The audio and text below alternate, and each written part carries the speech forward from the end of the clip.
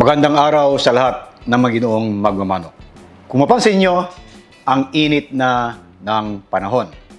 Nakapagbigay na ako ng preliminary na mga ideas kung paano natin harapin ang mainit na panahon para sa kalusugan ng ating mga inaalagang manok. Sila man ay sisiw, nasa range, stag, bullstag o kaya mga cocks, pati ang ating mga hens. Ngayon, mapapansin nyo rin na parang dumadami ang mga labanan ng bullstag.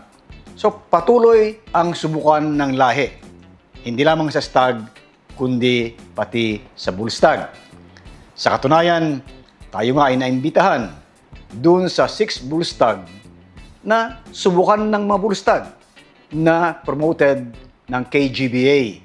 Ito yung Kapampangan Game Fowl Breeders Association at gagawin ang kanilang pag-testing sa kanilang mga manok sa Pasay sa March 17. Napag-uusapan ito dahil pwede naman pala na subukin ang manok natin sa stag, bullstag, kahit hindi na paratingin sa cock.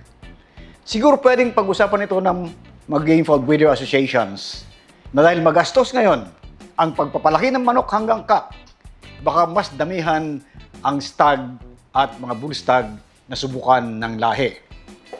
Actually, yung PhilCac, pinag-uusapan nito sa mga meeting namin, baka nga pwede kaming mag-promote na rin ng mga bullstag na labanan nang sa ganon, hindi nagagastos ang mga breeders papunta sa cock stage. Ito ay from the viewpoint of economics. Isa pa, yes, side issue, kung minsan, pag naghihingkak na yung manok natin, nakaabang na yung mga ibang kaibigan natin dyan sa labas na naghihintay lang na makalugon, sila naman ang kukuha ng manok natin. So bakit natin hintayin na maging kak yan? Di, bullstag pa lang, subukan na natin sa mga bullstag na labanan. Nabanggit ko yung PhilCac. Marami na rin kasi nagtatanong ano raw yung PhilCac. Yung PhilCac ay parang maliit na version ng LGBA. Dahil ang objective ng PhilCac ay konti lamang ang pustahan. Pero ito ay samahan ng mga maginoong magmamanok na gusto lang subukin ang kanilang lahi at palakasin ang pagkakaibigan o yung tatawag natin na fellowship, camaraderie, at mas malalim na pag-appreciate sa passion natin na sport na ito. Okay, maraming nagtatanong, paano rin nabuo yung PhilCac? To cut the story short, parang LGBA din yan. Kasi ako nga ho nagsulat ng How the LGBA Was Born dahil founder din ako ng LGBA. Kasama ko nga sina Boy Diaz at si Congressman Piping Cuangco. Hanggang mabuo namin yung core group namin, kasama namin si Biboy Enriquez, Kong Larry Waknang, yan. Nung una, nandun sina Boy Hiao, sa Atty. Jun Mendoza, and of course, the Madlambayan brothers. Sina Terence, sina Louie, sina Joey, si Albert. At doon nag-umpisa ang LGBA. Yung pag-umpisa ng PhilCac, medyo similar. Noong pandemic, nung towards the end, may isang grupo na Sierra Madre Cockers. Pero dahil hindi marami sa kanila ang breeders, hindi masustain yung mga laban. So, ang ginawa ni Doc Ayong, na member ng Sierra Madre, nag-meeting kami, Doc Ayong Lorenzo, Ian Atienza, and myself, kung paano gagawa ng grupo na hindi nagkakasakitan sa pustahan, pero nasusubukan ang lahi at nag-enjoy sa passion natin na ito. So, kailangan namin ng isang promoter na hindi active gaano nung panahon ng pandemic na sa dami nga ng labanan noon dahil legal pa ang online. So, naisip ko si Mr. Raymond Velayo. Tinawag ko siya, nag-usap-usap kami, at dito na nag-umpisa ang PhilCac. So, masasabi mo na ang founders ng PhilCac ay si Doc Ayong Lorenzo, Ian Atienza, Raymond Velayo, and myself, Doc Hill. So, nag-imbita kami ng mga kaibigan at nagsubok kami ng mga stag derbies. 5-5 na lang ang aming mga minimum bet. Basta, masaya kami. Ang ginawa namin, lahat ng miyembro ay promoters. So, lahat ng miyembro ay nakakakuha ng dividendo based doon sa income. So, hanggang sa parami kami ng parami. And this is how the PhilCac has been born, nag-evolve. Ngayon nga, pinag-uusapan namin na baka mag-sponsor kami ng mas maraming mga bullstag na labanan para ma-extend yung mga medyo bata pang manok, hindi pa kak, pero magagamit na natin at hindi tayo gagastos ng malaki. Kung pansinin nyo, yung mga late born natin o yung late bird natin, yan ay may napipisa pa ng mga February at March. Yung stag derbies, nag-uumpisa na ng July. So kung i-extend mo ang bull stag derbies, pwedeng umabot yan ng June. Kasi yung napisa ng February and March, pagdating ng April, May, June, July, halos 15-16 months lang sila pala. So, pasok pa rin sila sa bull stag. So, ito siguro ang pwedeng tignan ng lahat ng mga association sa buong Pilipinas. Of course, nandyan ang FIGBA, nandyan ang WPC, nandyan yung LGBA Digmaan, at marami pang asosasyon, pati mga local, kung pwedeng i-extend ang mga bull stag na subukan ng lahi para hindi na kailangan gumastos pa ng malaki para paabutin na maging kak ang ating mga manok. Hayaan na natin mga international na labanan na silang gumamit ng kak gaya halimbawa ng World Slaughter Cup, yung Excellence Invitational Cup, yung Pitmaster Invitational Cup, yun sa Cavite Coliseum, dun sa Candelaria, at marami pang iba. Pero kung mapapansin nyo na kinukulang tayo sa mga kak ngayon, yan ay pwedeng maremedyohan kung i-extend natin ang mga subukan ng lahi sa pamamagitan ng mga bull stag. Siguro, ito ay isang food for thought sa lahat ng mga breeder organizations. Pinag-uusapan natin yung subukan ng lahi sa stag, bull stag, at sa kak.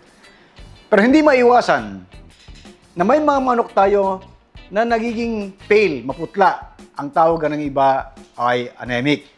Ito nga may mga katanungan na halos similar ang patutunguhan at tignan natin ang mga ito.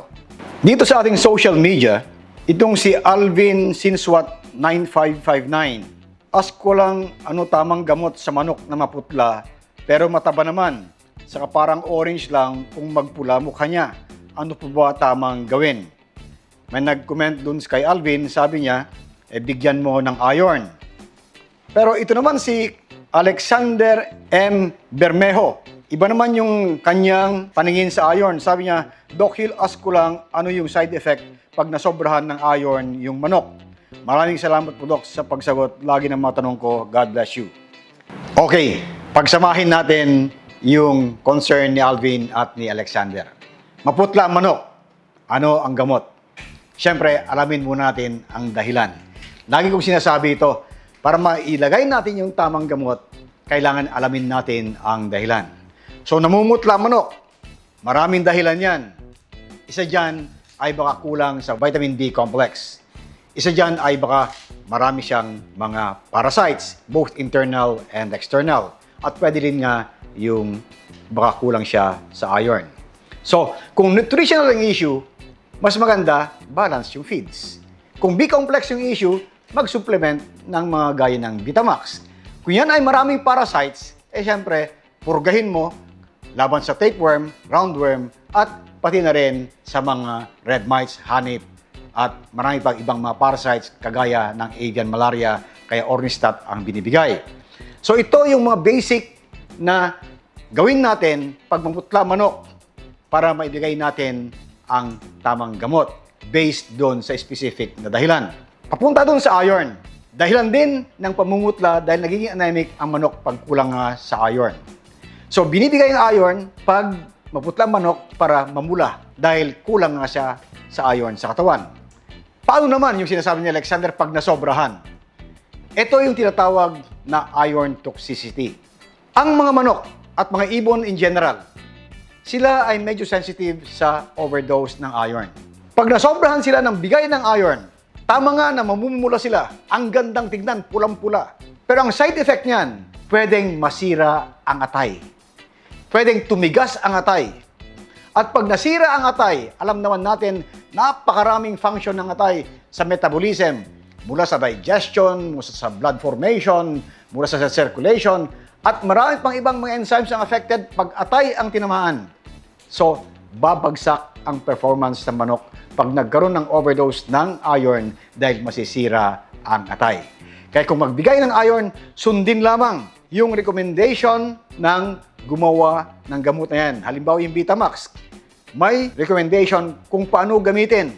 Huwag sobrahan. Baka sa kagustuhan mo na pupula agad yung manok, ay dinamihan mo pag nag-overdose. Siyempre, yung sakit na gusto mong i-prevent, yun naman pala ang sakit na magiging dahilan dahil sa overdose. Mga kaibigan, marami pa tayong issues na pag-uusapan tungkol sa kalusugan ng ating mga manok. At yan ay pag-uusapan natin sa mga susunod na episodes ng ating programa. Huwag lang kalimutan mag-like, mag-share, mag-subscribe, at pindutin ang notification button para lagi kayong updated pag may bago tayong mga episodes dito sa ating programa. At gaya ng dati laging tandaan, sa performance ng ating mga manok, pambreeding man o panlaban, health is always number one.